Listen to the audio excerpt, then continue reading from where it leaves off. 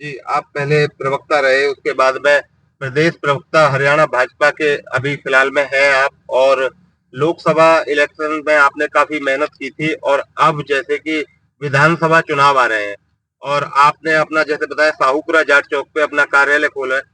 तो अगर पार्टी आपको मौका दे या ना दे, कहने का मतलब है कि आप इसी तरह से मेहनत करते रहेंगे?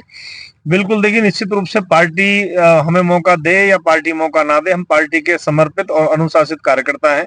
हम हमेशा भारतीय जनता पार्टी में काम करेंगे, भारतीय जनता पार्टी के साथ जुड़ के काम करेंगे और हमारे जो केंद्र में मंत्री बने हैं श्री कृष्णपाल गुर्जर जी, जिनको फरीदाबाद की देवतुल्य जनता ने जिताने का काम किया, उनके साथ कंधे से कंधा मिला करके भाई देवेंद्र चौधरी जी, उनके सुपुत्र और माननीय कृष्णपाल जी के साथ मिलके हम सब कार्यकर्ताओं, अकेले मैंने नहीं, हम सब ने मिलके खूब मेहनत की है पृथला विधानसभा क्षेत्र के अंदर। और उनको भी ये पता है कि भाई सब कार्यकर्ताओं ने मेहनत की है, इसलिए जीत उनको मिली है जनता के आशीर्वाद से। और इस बार निश्चित रूप से हम लोग लगे हुए हैं इस अभियान में। और जहां तक विजय संकल्प यात्रा जो हमने निकाली है, इसका तो देखिए मकसद यही है कि पृथला क्षेत्र के अंदर जन जागरण करना, लोगों में जागृति फैलाना, लोगों के काम करना, कोई दिक्कत परेशानी है तो उसका समाधान करना। तो हरियाणा प्रदेश के अंदर माननीय मुख्यमंत्री श्री नायब सैनी जी के नेतृत्व में और यहाँ फरीदाबाद में जिस तरह से हमारे श्री कृष्णपाल गुर्जर जी ने गांव गांव का विकास किया है, उनके विकास के कामों को हम गांव-गांव में जाके बताने का काम करेंगे। अभी पृथला विधानसभा में आप जो विजय संकल्प अभियान लेकर के चले हैं, उसे किस तरह से अंजाम दे रहे हैं और आप क्या इसके तहत अपना प्रोग्राम कर रहे हैं? हम लोग देखिए गाँवों के प्रोग्राम हम 1 सप्ताह के पहले ही बना लेते हैं।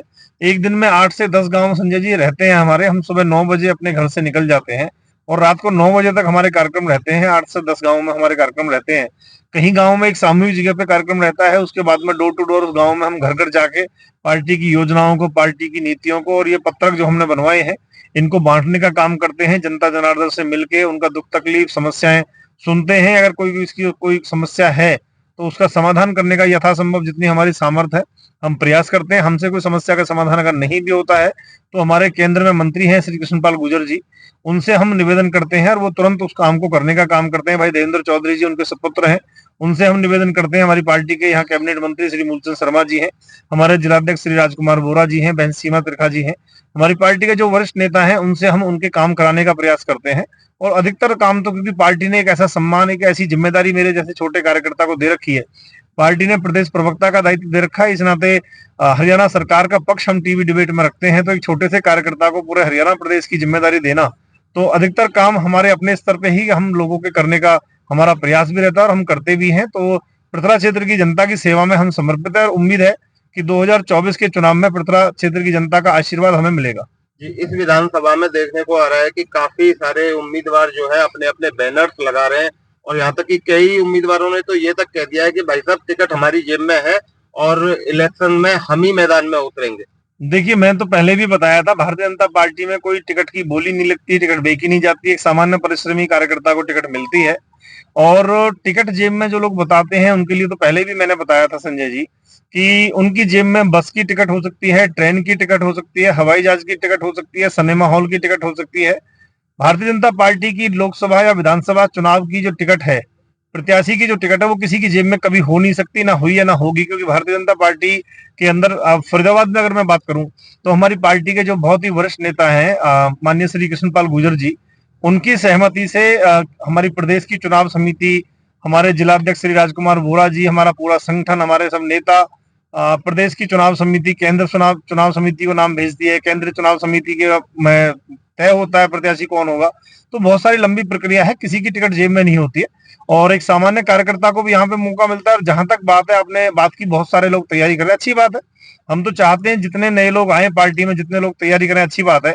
देखिए, जब फौज की भर्ती होती है तो उसमें भर्ती में शामिल होने के लिए बहुत सारे लोग आते हैं, लेकिन जो वहां पे अच्छे तरीके से मेहनत करके कामयाबी हासिल करता है, मौका उसी को मिलता है। तो सब भाई मेहनत करें, मिलजुल के पार्टी को मजबूत करें, लोगों के बीच में जाएं, जितने लोग आएंगे उतना ही फायदा है। मेरा तो सब लोगों को शुभकामनाएं हैं और परमात्मा से ये प्रार्थना करता हूं कि पृथला विधानसभा क्षेत्र में इस बार पहली बार हम कमल खिलाने का काम करें। जी, और हरियाणा में इस बात का सबसे अच्छा उदाहरण है सीएम नायब सिंह सैनी जी, जैसे कि उनके कोई कह नहीं सकता था कि अचानक से एकदम उनको सीएम बना दिया जाएगा। और बीजेपी में ये देखने को मिला है, और भी राज्यों में जैसे अब सरकारें बनी हैं, तो वहां पे जिनका नाम की चर्चा नहीं थी उन तक को सीएम बना दिया गया था। तो ऐसे में जैसे आपका काफी लंबा बैकग्राउंड रहा है आरएसएस के साथ में, और आप जुड़े हुए कार्यकर्ता रहे हैं, जमीनी स्तर पे काम कर रहे हैं आप गांव-गांव जाकर के, तो आपको क्या लगता है कि ये इसका फायदा आपको मिल जाएगा? देखिए संजय जी, निश्चित रूप से भारतीय जनता पार्टी में साधारण से असाधारण की यात्रा होती है और छोटे से कार्यकर्ता को भी बड़े-बड़े मौके मिलते हैं। मैं तो देखिए गाँव गरीब और किसान का बेटा हूँ, छोटे से किसान परिवार से आता हूँ और इसी विधानसभा में मेरा गाँव सागरपुर पड़ता है। तो निश्चित रूप से जनता जनार्दन के आशीर्वाद से, कार्यकर्ताओं की मेहनत से अगर पार्टी ने मौका दिया तो हम यहाँ से चुनाव लड़ेंगे और कमल खिलाएँगे, और पार्टी ने मौका नहीं भी दिया तो भी पार्टी के साथ ही रहेंगे। मुझे उम्मीद है कि पार्टी यहाँ से जीतेगी। हमारा मकसद कमल खिलाना है। चुनाव कौन लड़े ये मकसद नहीं है, यहाँ से कमल खिले पहली बार, यही हमारा मकसद है। जी, ठीक है।